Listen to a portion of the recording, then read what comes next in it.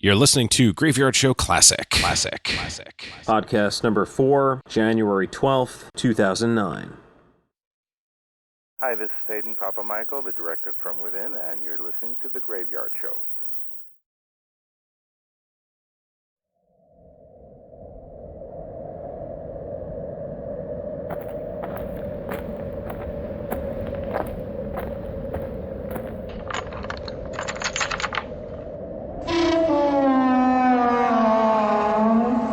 Welcome to the Graveyard.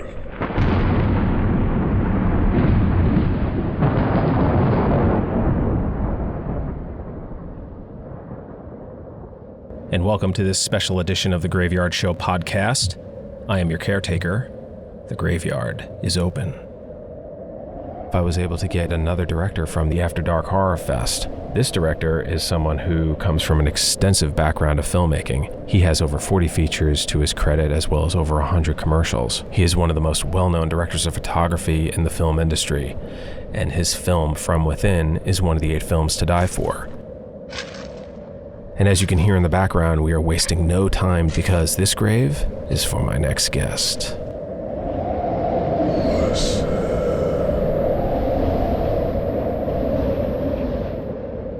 From Within is one of this year's 8 films to die for, which runs nationally from January 9th through the 15th. Its director, Phedon Papamichael, is a veteran director of photography who has worked on over 40 features, including W310 to Yuma, Pursuit of Happiness, Walk the Line, and Sideways, among others. And he has worked with some of the biggest names in directing: James Mangold, Oliver Stone, Gore Verbinski, and Alexander Payne. Phedon has been nominated twice for the ASC Outstanding Achievement Award, and it is an honor to have him on the Graveyard Show. Phedon, I'd like to welcome you to the Graveyard. Hey, thank you very much. Your movie From Within won 4 awards at the Solstice Film Festival for Best Film, Best Musical Score, and Best Actor for Thomas Dekker, and Best Actress for Elizabeth Rice. Certainly not a bad way for the movie to be released. No, I think it's a great venue, and it's amazing that there's such a big following. Actually, I mean, I don't really come from a horror film background. Must say I haven't really watched that many. I did watch The Ring because I was working on the next picture that Gore Verbinski did, so I felt obliged. But it's interesting to see, and to discover, how many people are really into the genre. And for me, it was a challenge because I hadn't really worked on a horror film, classical genre film in that sense. And I did Identity, which was a little more psychological and a little more camp, but to explore sort of the craft was definitely one of the reasons I chose to do this. Sure. Now, it also, From Within, also premiered at the Tribeca Film Festival. So how were you feeling going into that? It's not what you would expect, as a venue for a genre horror film. I mean, it was a midnight showing, but it's showing it in New York to really large crowd was very exciting, and we hadn't really had a lot of exposure up to that point. It was and these kind of movies definitely work better when there are a lot of people watching, and it was good. It was great to be in New York, and great to be in a prestigious film festival, and very exciting. Now, for those that don't know what From Within is about, why don't you give us a synopsis of the movie? Well, it basically, it's set in a small town in the South, and sets up this community that's very, conservative, Christian. There's a local pastor that runs this church that pretty much seems to have a lot of influence and control over the community there, and we introduce our characters, which are, supposed to be your average teenage kids, high school kids, that try to stay away a little bit from the cliche of, the pretty blonde that get slashed off in horror films. So I try to first, establish and set up these characters and make them seem as real as possible. And then these events that are just off and don't really make sense, start to trickle in. kids are committing suicide, and people are looking for an explanation, and we sort of slowly discover that it goes beyond sort of the reasonable explanations, and that there's something else in play. How did you originally get involved with the film? I was sent a script, and again, I must say, haven't really always been focusing on trying to do a horror film, but this thing came along, and it seemed to have a lot of elements that I found very interesting. I mean, first of all, the setting, the small town, dealing with issues that are not really common to the genre, like the, sort of prejudices and paranoias and things that, are just part of that society in those smaller communities. And so anyway, the script came, and the main thing that attracted me to it was that I felt it was something I could do without doing a lot of visual effects, without telling it like a straight dramatic story, and still making a horror film. And the main reason is because these people, they encounter themselves, and that's the main thing. I mean, part of this curse, and as you realize you have it, is that you start seeing yourself, and that concept seems pretty simple from a visual standpoint, but to me, I mean, I just try to imagine, like, if I came home and walked into my living room and I saw myself sitting on the couch, I mean, that would be very frightening. So, I thought that's something I can definitely exploit and play with visually, and not do it with effect. I intentionally tried to do as much as possible in camera. Yep. Worked a lot with body doubles, and had the actors, sort of play off of body doubles, and not a lot of composite shots, or, also in terms of the visual storytelling, I try to keep it straightforward and not use all the tricks that are usually applied to the genre. Sure. Well, I'd read that you had said that you wanted to make this movie in the same vein as The Shining and Rosemary's Baby. Is that sort of like... those are, how it goes. But, I mean, I love, Polanski. I've also, I looked at the original Ring, some Japanese and Korean horror films, and I seem to really respond more to that pace and more of the psychological aspect of horror, or, creating fear and suspense, and I looked at the movie called The Eye. And, yep. It just seemed more attracted to that way. Okay. Telling the story. Were you cautious in how you portrayed religion in the film? I mean, you kind of have to go for it. I mean, if you're gonna deal with it, it is a horror film. It is a genre film. I'm not making any sort of sociological or political statement. I mean, sure. We had a little fun, so I wasn't that cautious with it. My producer, Chris Gibbon, really got into that aspect of it. And, he was researching sort of mega churches and stuff that I personally didn't know that. I mean, I was aware of them, but I didn't really realize what kind of audience they have and what kind of influences they have over such large portions of the country. So, I mean, that was fascinating, and we definitely went away. I mean, originally it was scripted a little bit more like, goth community, this goth church, and we sort of visually and conceptually went sort of with this mega church thing. I just think that's, actually scarier. And, this sort of big modern hall, and, the multimedia presentation, and the way they create these presentations, and with projections, and, when we have a pastor giving his ceremony, he's also projected on a very large video screen live at the same time, and just to play with those elements, rather than, what you would maybe... It's a 21st century version of church. Which is, it can be, more scary than, sort of your old school. Sure. Well, I'm sure, being a DP as well, I'm sure you had a lot of fun playing with visuals in this film, from the directing standpoint. Yeah, but like I said, I try to keep it simple. I try to not really, rely on those too much. I wanted to approach it from. I always think, if it feels real, it's the scariest. Mm-hmm. I mean, one of the reasons I think Blair Witch is so effective. I mean, it's just so simple, and if you can identify with the characters and put yourself in their position and the town, and as long as you sort of tell it like a drama and you don't telegraph things too much, I think it's scarier when things really sort of start going the other way. Okay. You shot the film in Maryland, and from what I read, the town that you shot it in was an abandoned town. Is that correct? And is that well, we shot in Havre de Grace, which is not abandoned. Mm-hmm. The community was great to us. The chief of police really was helpful, and the mayor, and but there was this one section of the city that was I guess an old compound for veterinarians. Okay. No, I'm sorry, for veterans. Yep. Yeah.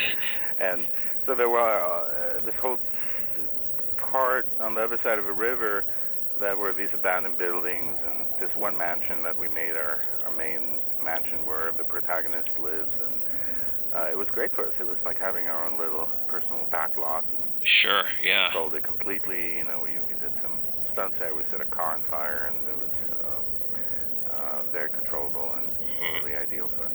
How was because you shot during the fall of '07? How was the weather? Was it a factor at all during filmmaking, or not? Not really. Well, it was around. Actually, it was the summer. Oh, okay. So it was hot, which worked. Everybody's sweating, and that intense sort of southern heat, I think, was felt also. So that worked for us.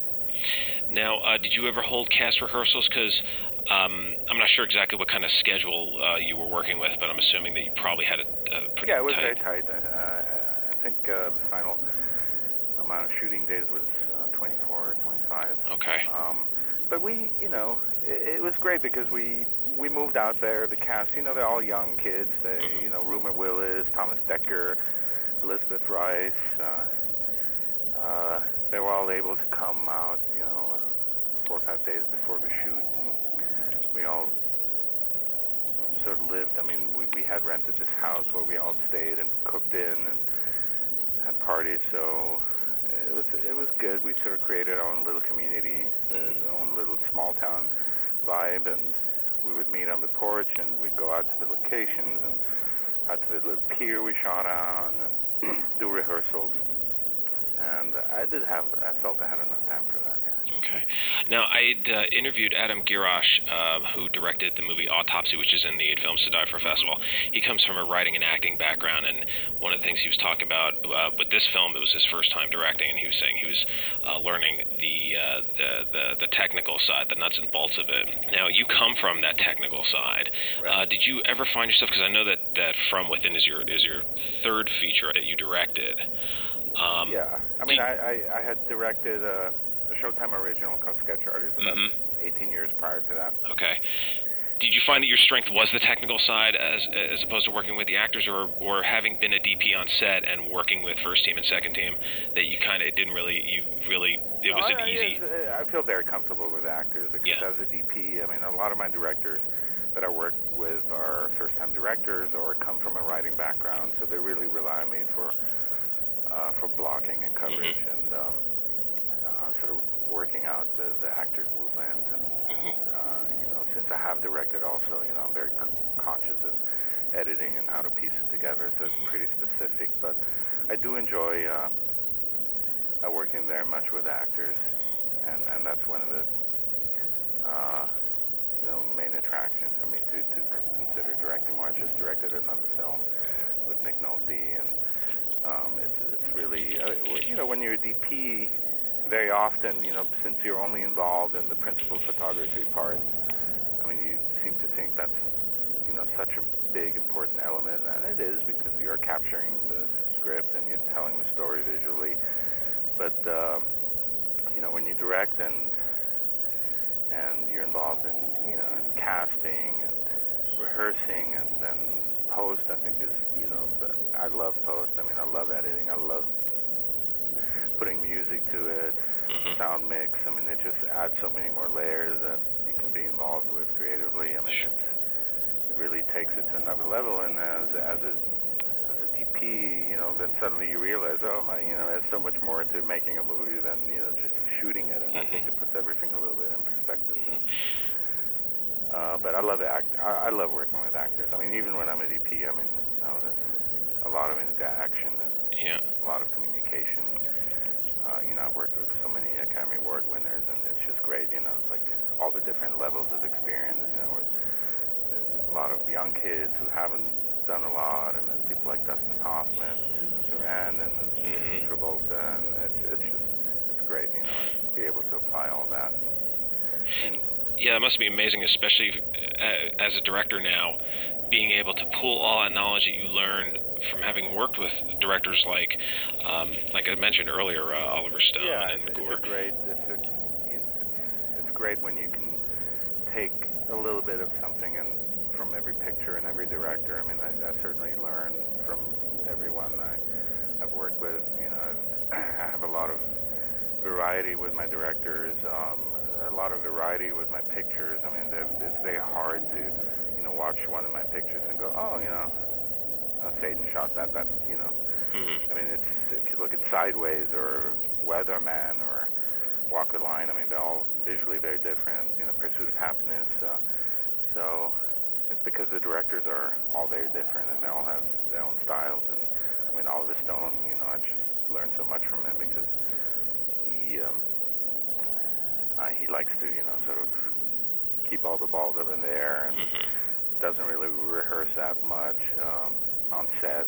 Just take one is really sort of the first time you get to see it, and there's a good continuity to it. A lot of handheld work, which we did, and I like that style. I like to, leave these opportunities available to me. When things happen on set. And would you say you may have adopted, do you think maybe you have adopted his sort of style of filmmaking for a film such as, I haven't seen it yet, but would you say that you may have adopted that style of filmmaking, or there's certain elements you take away from everything, Sure. I definitely, the picture I directed right after I did W, I know was, influence coming. I had like 2 days in between those two projects.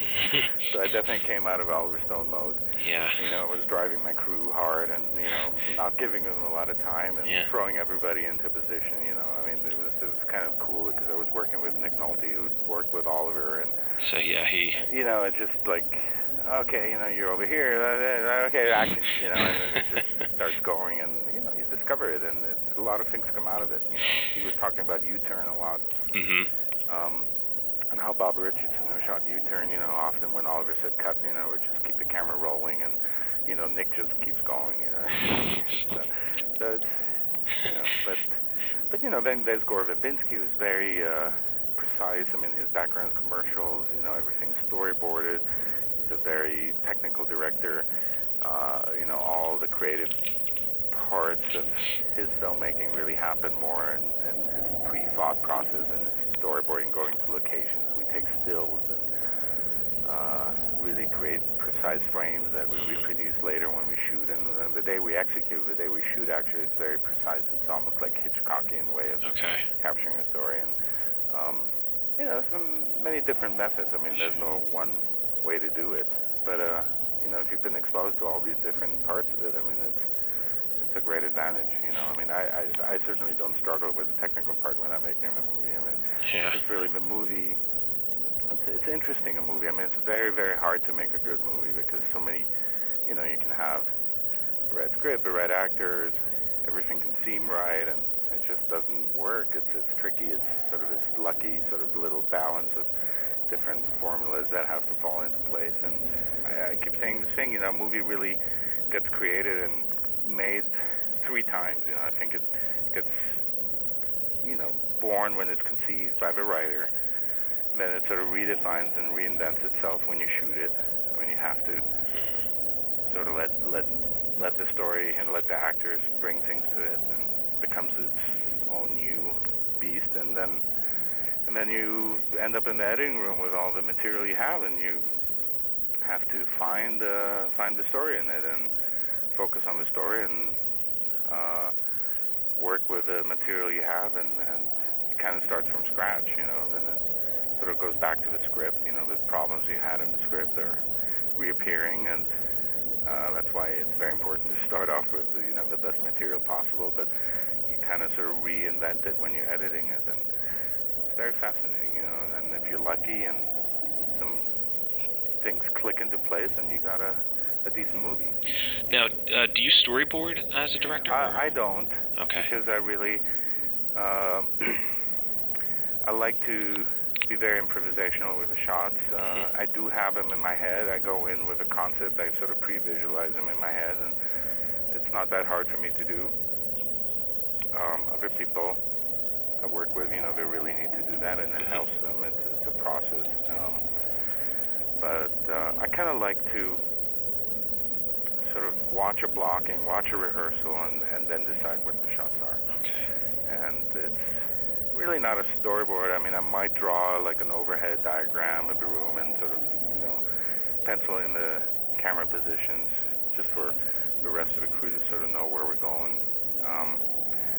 But I mean, on From Within, it's a little bit more designed, and since it's told a little more traditionally. Yep. But like the last picture I did was, all handheld, no lights, and it's like one setup at a time, But you have to sort of know how to put it together in your head. I mean, you can't just sort of randomly run around and get shots. But one of the interesting things that I read about you was that you credit Roger Corman for being your film school. Well, Roger was, it's the greatest film school. I mean, we were very young. My film crew, the people that gaffed and keyed for me, and they were still at A5. Most of them were A5 students picking up some money on the side, and it was like this mini film studio. I mean, it was down in Venice on Main Street. He had his lumber yard and had some stages there, but it had the structure of like a little studio, and we were under extreme time pressure. Those schedules were 15 days we would do these features. And they had to have certain elements, had to have some nudity, some violence. Mm-hmm. Most of them were, strippers being murdered. But as long as we had that, we had a lot of creative freedom. It wasn't like we started in television, where we had to tell a story a certain way with certain coverage. I mean, we could do, we could watch, back then it was like The Last Emperor, mm-hmm. and go and apply that sort of lighting and those visuals to, Strip to Kill 2 or, so it was fun. I mean, it was, we could do a lot of things in terms of lighting and mood and darkness, but we had to do it quick. We would do 60 setups a day. Mm-hmm. For those that don't know what setups mean on a set, can you just quickly just... Well, setups are when you change the camera position. You do a master, you do a medium shot, you do a close-up. Every time you move the camera, you change the lens, or you show the scene from a different angle. That's considered a separate setup. So 60 when you do a scene, huge. let's say that's 1 page long, you can play it in one shot, in one setup as a master, or you can do it in 24 setups. You can have an insert of ashtray, you can have close-ups on all the actors, you can, it depends how you want to tell that story. And some people, in Europe, they tend to do movies with live setups and play things out and have, Jim Jarmusch is a good example. If you look at the Stranger in Paradise, it's all in single shots, each scene, and the audience can sort of choose what to look at. And, then you have masters of manipulation, Brian De Palma or Spielberg, that, make you look at what they think you should be looking at, so they cut through things a lot. It's very cutty, so there's different ways of telling a story. Mm-hmm. His name is Phedon Papamichael. He is the director of the movie From Within. It is one of the 8 films to die for, which begins January 9th. Please go out and see it. Support your independent filmmakers. Phedon, thank you so much for joining me. Thank you very much.